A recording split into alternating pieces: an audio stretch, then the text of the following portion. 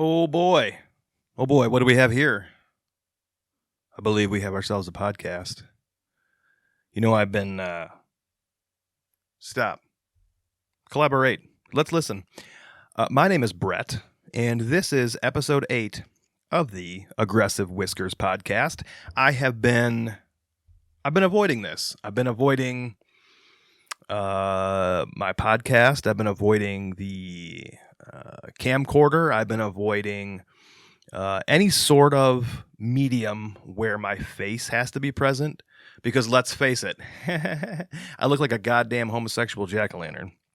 And that's not to say that there's anything wrong with being homosexual. There's nothing wrong with being a jack-o'-lantern, for that matter. I just had to get a goddamn tooth pulled out, and I feel like I talk funny now. It's probably slight, and it's probably only certain letters that you can hear it, but I hear it, I feel it, and I've been avoiding whatever it may be like for me to record this podcast. And so I've just not done anything. I've looked at my camera that I bought, and I've looked at the computer, and I've looked at the mixer, and I just thought to myself, I'll just wait.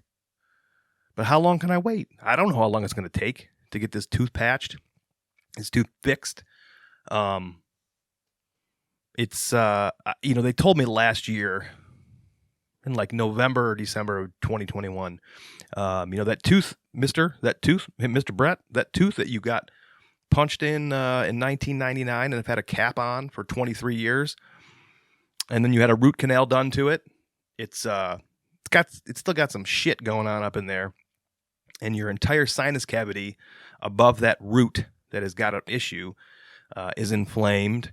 And I'm not saying you have an infection, but I'm not saying you don't have an infection. But I am saying that you probably need to get that fucking tooth pulled. And it's kind of a shock because it didn't hurt. It didn't feel like anything. I was always so proud to say, these caps have lasted X amount of years. These veneers have lasted 20 years. I can eat corn on the cob. I can 69 an apple. I don't give a shit. I ate everything. I think those veneers probably outlasted whatever the market says a typical veneer should last. And I was always so excited that that was the case. And now here I am, no noticeable problems to my own personal well-being. And maybe I was, but I wasn't aware of them. Seemingly nothing wrong. And I'm being told I need to pull this monstrosity out of the dead fucking center of my mouth. And it's a little bit hard to swallow as an adult man. It was, obviously with modern science and modern medicine, you can get replacements made. You can get implants, you can get flappers, you can get crowns and anything. I mean, you'll never know unless I get the flapper. You'll never know that tooth was pulled and is fake. I mean, it's going to look just perfect. But the problem is, at that point in November, December, I should have had them take a mold of my mouth, so that when they pulled that sumbitch out 2 weeks ago, I could have put immediately, as soon as that healed up, I could have put in my temporary false tooth. But instead, my dumbass didn't do anything. And so they pulled my tooth out. But before that, they said, oh, we got to take an impression. So now I have to wait 4 months at least for my mouth to heal and the gums to recede in that particular area to determine exactly the tooth size. Otherwise, it just isn't going to fit right. So now here I am. I've got a giant gaper in the front of my mouth, and I got to write that down. Daddy's got to write down the word giant gaper. I should probably also write down gay jack-o'-lantern, if I'm being honest with myself. But anyway, so got this giant gaper in the middle of my mouth, and I have this temporary tooth that I can pop in, but it's like plastic, and I can't chew gum with it, and it just isn't right, man. It's super white. So I need to soak it in coffee to stain it a little bit, which is insanity to me. But nonetheless, I sit here struggling as a man who just turned 41 yesterday, by the way. Yesterday was my birthday. Happy St. Patty's Day today, the 17th. 41-year-old man, bum right eye, and now toothless in the front. So I am quite literally falling apart. Fine as hell, still. Fine as hell. If you like gay jack-o'-lanterns or uh, moderately handsome homeless man. That's me. I'm happy to be your man. But it's just, I've been having a tough time. I'm having a tough time being 41. I'm having a tough time with my eyeball, having a tough time with this tooth situation. And all of it combined is one thing. And I'm just miserable at work. And couple those two things together, and I'm just having a hard time. I'm having a hard time wanting to come down here and podcast, and I'm having a hard time being fun to be around. I'm having a hard time finding joy in certain things. I was miserable most of my birthday yesterday. I tried not to show that because my family tried really hard and they really gave me a great birthday, and I got a wonderful birthday present, and I'm super excited to go see Wheeler Walker at the machine shop in May. Like, holy shit, that's going to be amazing. But for most of the day yesterday, my job, my miserable job, and my health woes caused me to be just miserable most of the day. And I hate that happens. And I can't seem to get out of this funk. I can't figure out, like, I even busted out a new notepad to try and come down here and write positive things in the morning to, like, start myself off on the right foot. And it just doesn't work. I'm just I'm just miserable most of the time. And I have to fake it. I have to smile. I have to laugh. I have to be jokey with people just to, be able to be a functional adult. But I'm telling you right now, I'm not happy. I'm not having fun. I'm not enjoying life. My kids are wonderful and my wife is wonderful and everybody's being kind and trying to have a good time, but it's just constant. I'm just constantly in a bad mood and I don't know how to fix it. But I'm really having a hard time with my eyeball. I think even though it's healing, for example, I had the gas bubble in there and the gas bubble is really going away. It's way down small. When I'm sitting upright, it's almost totally gone, but it's still in there and it still reflects light, which is really off-putting. But even like seeing past it, it's blurry. And I don't know if that's because I don't have my correct glass prescription in there, if it'll get better with time. I just am sort of having to come to terms with maybe I'll never be right-handed again for hunting. And that's hard because right before I had my last surgery, I went through all my stuff and went back to all my right-handed stuff. It was like, cool, now after this surgery, I'm going to be good. But I don't know if that's the case anymore. And coming to terms with that is not easy for me. I can do things left-handed. It's not the same. I can draw a bow back, and I hunted all last year left-handed. It is just not the same. And maybe it will get to a point where I'm happy and comfortable doing it. But right now, today, I'm not. I'm happy and thankful that I'm willing to do it, but I am not happy and thankful with the fact that I have to. And that's me. That's my problem. I am not my eye. I am not my tooth. I understand that. But I'm having a hard time accepting where I'm at. And I think that's normal. But it's hard. It's hard waking up and having to go to work when you don't want to do it. A lot of people get up in the morning and they go to a job that they don't like. But I do it at home, which takes a lot of self-discipline anyway. Working from home and being productive and efficient and effective and being a valuable employee from home is a learning experience and it's challenging. But when you don't like it and it's 74 degrees outside, it is really easy to want to throw in the towel, cash in your stocks, and hit the fucking road and say, sayonara, Sammy.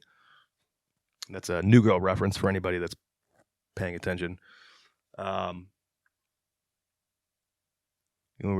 selling the house in Florida and making a good chunk of change on that and cashing my stocks and theoretically, I should be able to quit and find something else to do and have a comfortable cushion there while I figure it out. But that's a huge commitment. It's scary. I've talked about that before. I'm not scared to do a new business. I'm scared to quit and then do a new business. But historically, me personally, that's how I've had to do everything. The only way I'll ever do something is the hard way. The only way I'll ever learn something has historically been the hard way. That's not the only way, but historically speaking, that's been the way I've been the most educated, is by learning and doing things the hard way. And I'm trying not to do that. I'm trying to start a business while currently employed, and then slowly weaning myself off of the job that I don't like anymore. But I just need to get serious about that. But I keep saying to myself, well, just wait till your eye's better. You'll have more, it'll be easier on you. And then I'm like, well, maybe my eye will never be better. I mean, it's fucking the middle of March already. A quarter of the year is already over. And I've done fuck all for starting beefcakes. And then that gets depressing. And so I'm in this horrible cycle of feeling sorry for myself for not doing the work to get better. So like, I haven't done anything to start the business. Nothing. I've cashed in some stocks and I've put money in my bank. Okay, cool. We have a bunch more. So I'm waiting for the value of those stocks to be more, such that I can cash them out and get more money to put in my bank to start the business. But there's always a reason. And I'm just in this weird, horrible cycle. I can't seem to get myself out of it. I feel like I need to take a mental health vacation from work because I just hate everything. And I just I'm so miserable most of the day, having to deal with people that I work with and or problems at work. And I don't know. I just don't know what to do, and I don't know how to fix it, and I don't know who to ask. I don't know if asking for help is the right thing. I don't know what to do. And anyway, that's why there hasn't been much activity from me. I'm not really pushing this podcast. I'm not like promoting it like I was Hot Butter. I'm not, I spend more time on Hot Butter being a dickhead than I do on this, which is what I actually create with. I'm actually creating here. I'm pushing the hunting channel. I bought a drone. I'm learning how to fly that, which is pretty sweet, actually. So, I don't know. I think maybe I just need to make a priority to shoot my bow left-handed, because turkey season's coming. Cunting. Turkey season is not cunting, but it is coming. And so I need to be shooting my bow left-handed so I can hunt them turkeys. Just bought Wayland's licenses so we can hunt together. I need to get down to the property and do some drone filming to edit into video for the hunting channel. I need to create a weekly podcast on this channel so that I can feel as though I'm being creative, because it is a helpful outlet for me. But I don't know how to get out of this vicious cycle of feeling sorry for myself. And it's really, really frustrating. And most of you, 2 people who listen to this, maybe there's more than that, but the couple of you who will listen to this might hear this and be like, Jesus, you whiny prick. You got everything, man. You got a beautiful house. You got a healthy family, 2 vehicles. You're healthy-ish. I'm healthy. I just have a couple of woes currently. We're all healthy. Everything's great. Stop whining, you fucking pussy. And I probably deserve that criticism. That's fair. But this is my podcast. This is what I want to talk about. So suck my dick, biatch. But don't stop listening. Yard signs. Yes, I'm moving on. Yard signs that say, and I don't know if these are regional or not, yard signs that say, unmask our children, piss me the fuck off. Not the sentiment. I agree with that. But the fucking signs should say, stop masking your children. Should not say unmask our children. Because your peers are masking their children. So your signs should be directed at them. Not a generic unmask our children. It should say, hey, you, clown, stop making that child wear a mask. Oh, it's hard? Oh, the school's going to be mad at you? Fuck them. Do something different. That's too hard? Figure it out.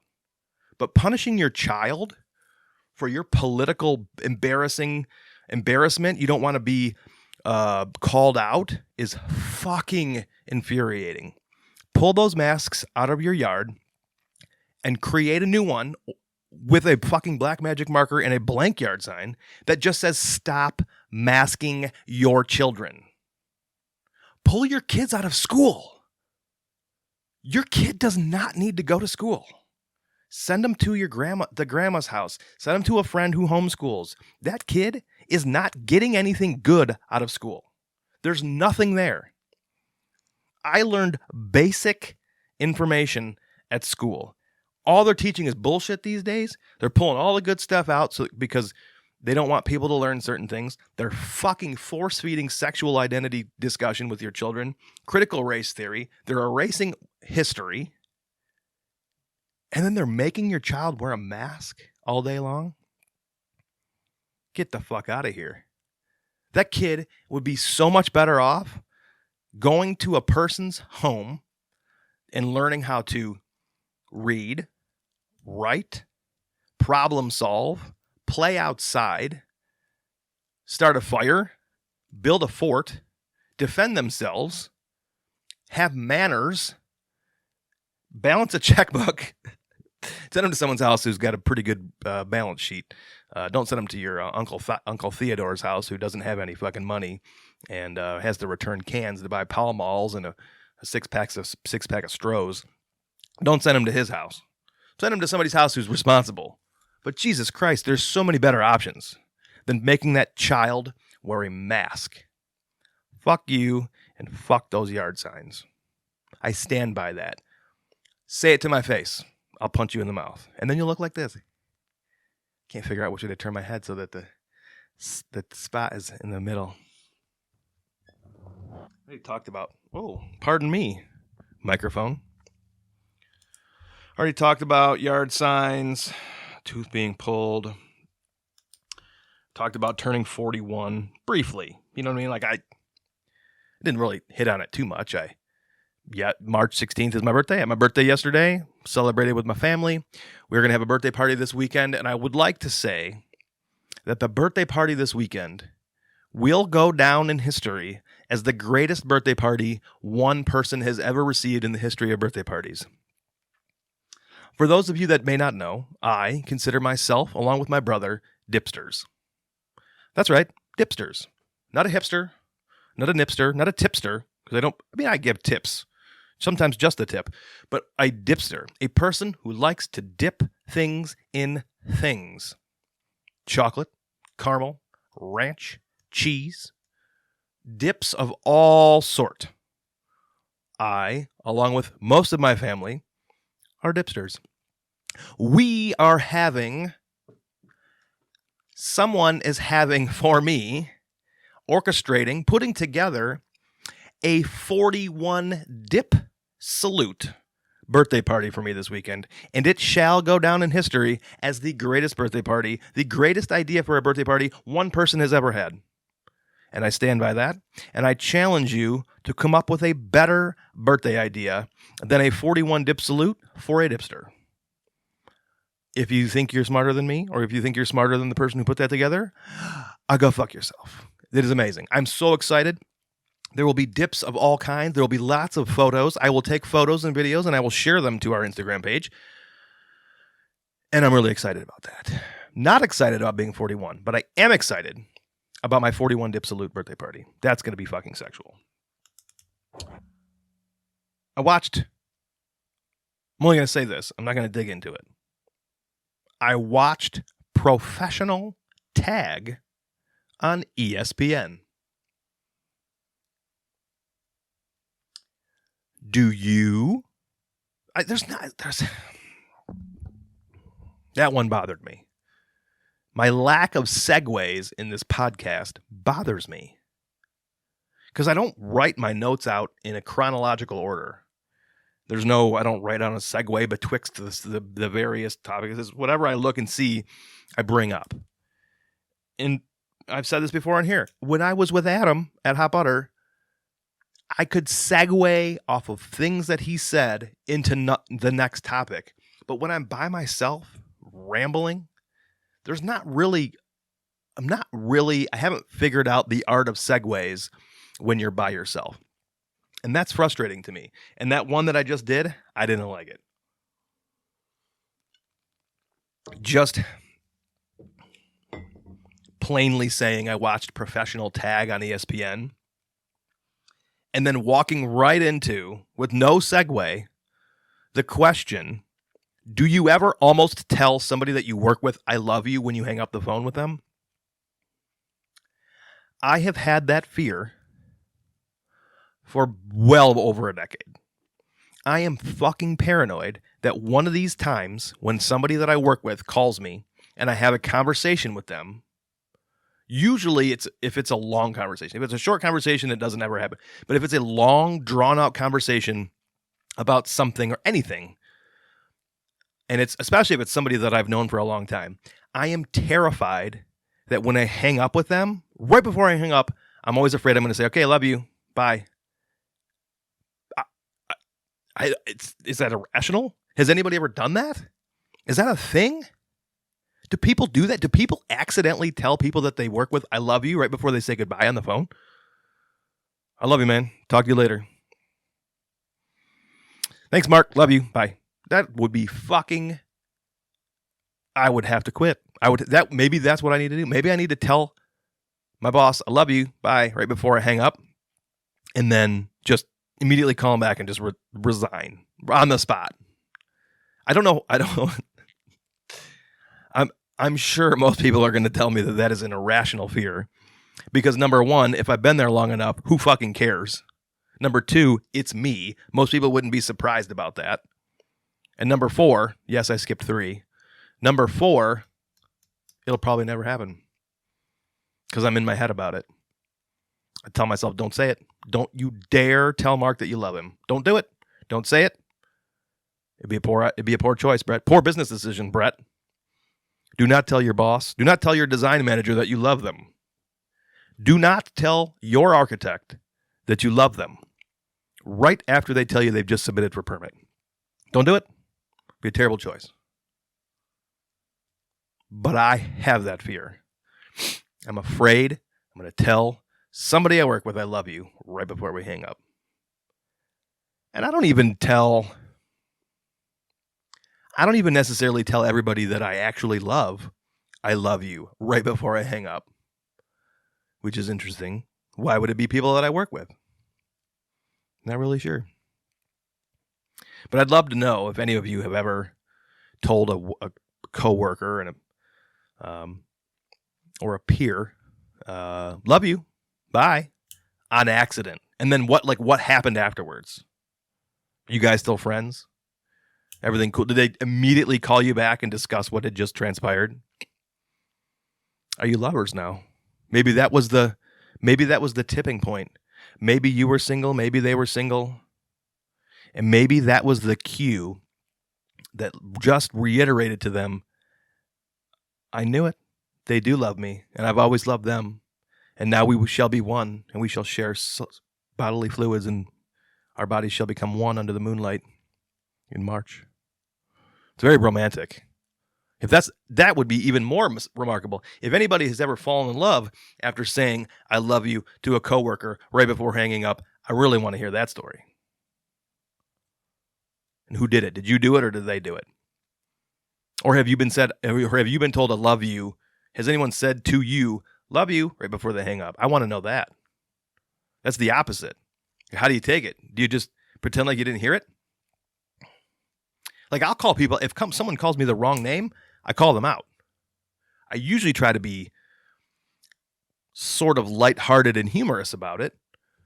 But in my professional work emails, it's got my actual name in the signature line. For you to respond to my email, so it'll have my name as the sender, and then it has my name, my phone number, my email address, and my town that I live in, city, state, and zip, in my signature line. If you still call me in your email response, you type out the wrong name, I will say something to you. That should not happen. Spelling errors, okay. Maybe you still use yahoo.com and it doesn't have spell check. But if you're using a professional email service like Outlook, it should be auto-correcting, or not auto-correcting, but it should be spell checking your emails such that it would like put a red squiggly underline on your misspelled word. So spelling errors should never happen, and especially name errors should not happen. Because that person's name is coming across in the sender's list, the sender's line, as well as they probably have a signature tag at the end of their previous email to you. But that's, I don't even, how the fuck did I get there? Oh, just, I will call you out if you refer to me by the wrong name. So if you say that you love me, I'm calling you right back. Or I may text you, love you too, man. I love you too. You guys listening. Thanks for putting up with my whining today. I love you. Bye.